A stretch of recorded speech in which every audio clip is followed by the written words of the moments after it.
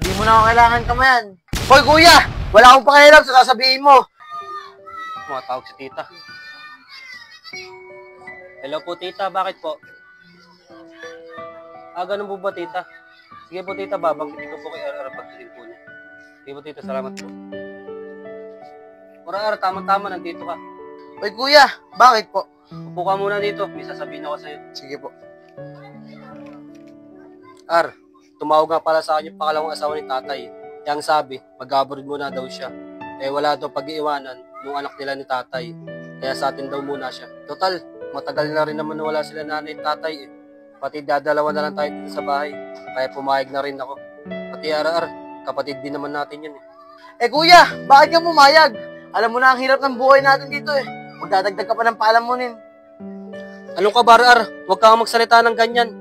Kahit anak ni tatay yan sa ibang babae, kapatid pa rin natin siya. Kaya kailangan, tanggapin pa rin natin. Ikaw bahala kuya. Basta di kami magkakasundo niyan.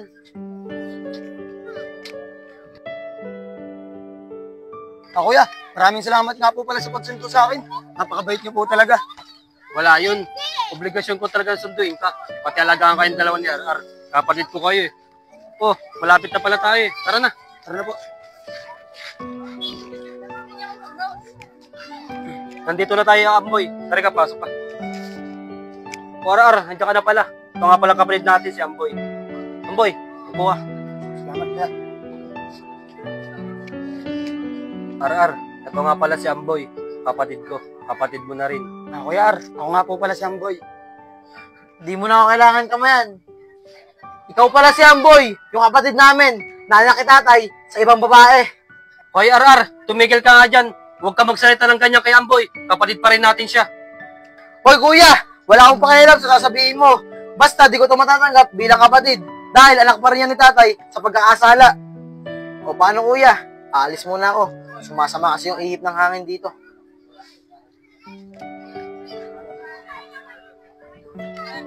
Amboy, pagpasensya mo ng kapatid mo si Ar sa mga sinabi niya sa'yo. Baka bigla lang yun. Okay lang po yung kuya. Kuya, ayos lang po ba kung susunod ko po si Ar? Oo naman, bakit? Kasi hindi po ako titigil hanggat hindi po kami nagkakasundo magkapatid. Huwag kang mag-alala, magkakasundo din kayo ni Ar. Tulad ng sinabi ko, baka bigla lang siya. Sige po kuya, sundan ko po muna si Ar. Kuya, dito lang po muna to ha. Iwanan ko po muna saglit. Sige Amboy. Ar, pwede ba kita makausap? Ano ba yun boy? Ilan mo nga ako, lumayo ka sa akin. Di ba sabi ko sa'yo, ayaw kita makita? Len, ikaw mo to Len. Mamaya ako sa NBA. 50 mo, tamang 1K. Oo, ang laki naman yan, tol. Ang laki ng odds eh. Allen, pwede ba matambay? Nakakabad trip kasi sa bahay eh. Sige, tol. Pwede. Or, bakit ka naman nababatrip sa bahay niya? Nakakabad trip kasi anak ni tatay sa labas. Hirap na nga kami sa buhay ni kuya. Dumagdag pa siya. Ar, kanina pa kita hinahanap, nandito ka lang pala. Or, sino naman to? Kuya, ako nga po pala si Amboy. Kapatid po ako ni Ar. Talaga ba, Ar? Totoo ba yung sinasabi niya? Kapatid mo pa talaga siya? Oo, CJ. Siya kaya anak ni tatay sa labas. Sila rin ang ina niya ang dahilan kung bakit nag-iwalay sila nanay at tatay. O Ar, relax ka lang. Huwag kang magalit. Dapat nga, nagmamahalan kayo. Dahil magkapatid kayo. Oo nga, Ar. Tama nga si Kuya Allen. Magkapatid tayo eh. Dapat lang tayo magmahalan. O yan, boy. Kahit kailan, di kita matatanggap bilang kapatid. Makaalis na nga dito. Nakasira ka ng araw. Okay lang yun, boy. Mabait naman yun si Arar. Tsaka matagal na rin kami magtropa ni Arar. Baka nabigla lang talaga. Oo, Amboy. Mabait talaga si Ar. Oo nga, Kuya CJ. Tama nga yung sinasabi ni Kuya Brian. Mabait nga yun si Kuya Ar. O paano? Uwi na ako. Baka hinarap na po kasi ako sa bahay. Sige, ingat ka, boy. Dito na rin kami ni Allen. Tara na, Allen. Tara.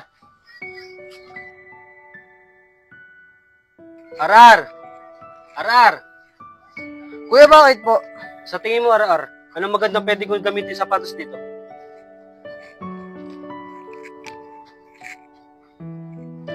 Eto kuya, maganda. Bagay na bagay sa ito.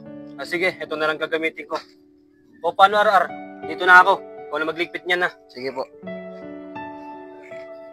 Ar, ginagawa mo, Ar. Tulungan na kita dyan. Ayan, boy. Huwag kang mangialam dito. Gusto mo naman kita tulungan na. Gusto mo ko tulungan. O, ayan. Ayan. Ayan pa. Total, masipag ka naman. Ayan, ligpitin mo lahat yan. Makaalis na nga dito, nakasira ka ng araw. Ar, ano bang problema mo? Gusto ko lang naman magkaayos tayong dalawa. Hoy, Amboy! Ang kulit mo naman!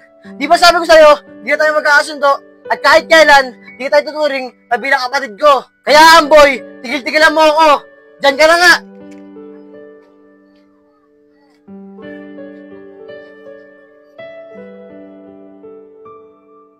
Ganda talaga nito.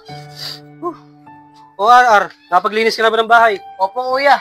O ito sapatos ko, iligpit mo muna. Sige po. O RR, nasa si Amboy. Kuya, andun po sa kwarto niya. Nagpapakasarap sa buhay. Kuya, pwede mo na ba ako lumabas? Magpapangin na po ako.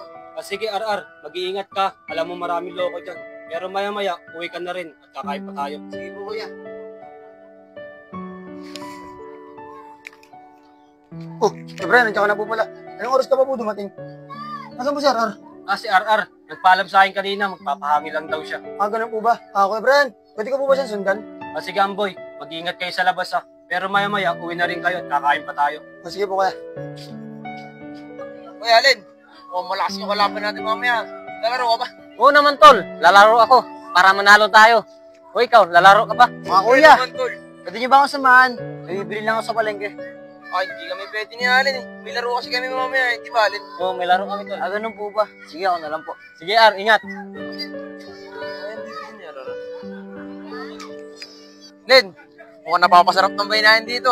Kaya na pa tayo nagkagantuhan dito eh. Kaya nga eh, anong oras na ba, tol? Magsisix na, tol. Tol, magbibihis muna ako, tol. Mga kuya, pwede po ba ako magtanong?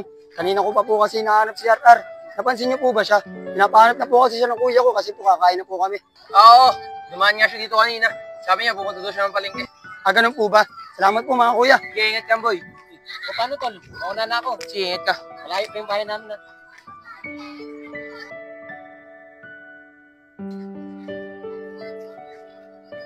Solid. May alam akong pagkakaperahan. Walang-wala na ako.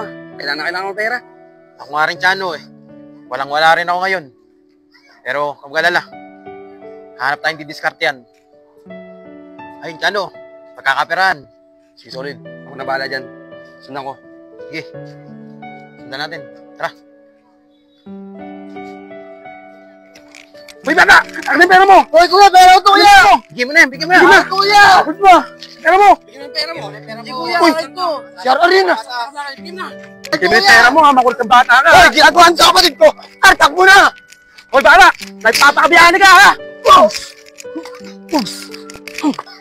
Kay Brian! O bakit Tara RR? natin si Amboy, ginugulpi ng mga tambay doon! Ganun ba? Sige, tara! Tara! Tumayo ka nga dyan! Ano bata? Masarap ang mapakabiyahan eh!